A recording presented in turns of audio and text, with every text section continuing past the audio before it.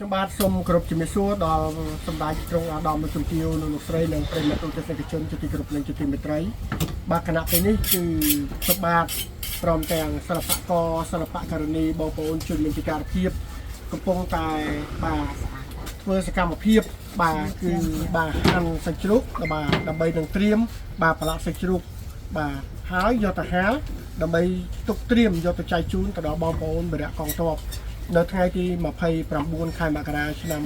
2026ខាងមុខនេះខ្ញុំបាទព្រមទាំងលោកជំទាវញ៉ាំរកតនិងថ្នាក់ដឹកនាំក្រុមការងារសិល្បករសិល្បករនីនិងទៅចុះសួរសុខទុក្ខទៅដល់បងប្អូនបរិយាកងទ័ពដែលកំពុងតែឈរជើងបាទនៅខេត្តព្រះវិហារក្នុងថ្ងៃនេះខ្ញុំសូមជម្រាបជូនថានេះគឺជាសកម្មភាពដែលបងប្អូនជនមានពិការភាពនិងសិល្បករសិល្បករនីបានលះបង់ពេលវេលាដ៏មានតម្លៃបាទមកចូលរួមបាទដើម្បី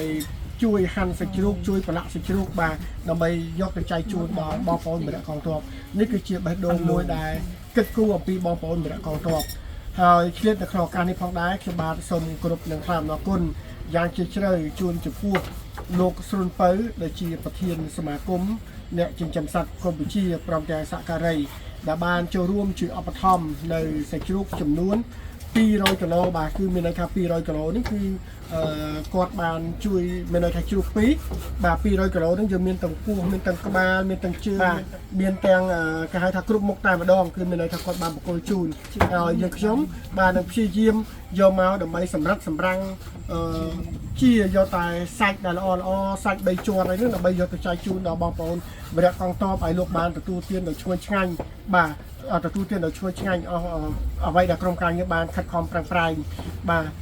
ជាថ្មីម្ដងទៀតសូមគោរពថ្លែងអំណរគុណទៅដល់បាទលោកប្រធានសមាគមព្រមទាំងសហការីសូមទទួលបាននូវសុខភាពល្អកម្លាំងមាំមួនបរិបូរណ៍សូមសម្រេចនឹងជោគជ័យនៅគ្រប់ភារកិច្ចផងដែរគណៈពេលនេះខ្ញុំបាទទាំងអស់គ្នាសូមគោរពអរគុណនិងសូមគោរពលាមួយទៀតសូមទោសអូនណាខ្ញុំសូមទោសពីចម្ងាយផងដោយសារអញ្ចេះធ្លាប់ទៅជាសិល្បករដល់ពេលដើម្បីវរៈកងទ័ពណាដល់មកហាន់សាច់ហាន់អីចឹងសូមប្រើដៃទេដោយសារខ្ញុំមិនចេះពាក់អាស្រោមដៃនឹងទេប៉ុន្តែដល់ពេលដែលយើងចប់ហើយសម្អាតហើយប្រឡាក់គ្រឿងហើយអាហ្នឹងបានយើងពាក់ស្រោមដៃរៀបចំអញ្ចឹងបងអូនស្រីមើលប្រឡាក់មើលឯងចាហ្នឹងហើយដោយសារតែចេះពេលដែលយើងហាន់យើងប្រើដៃហើយ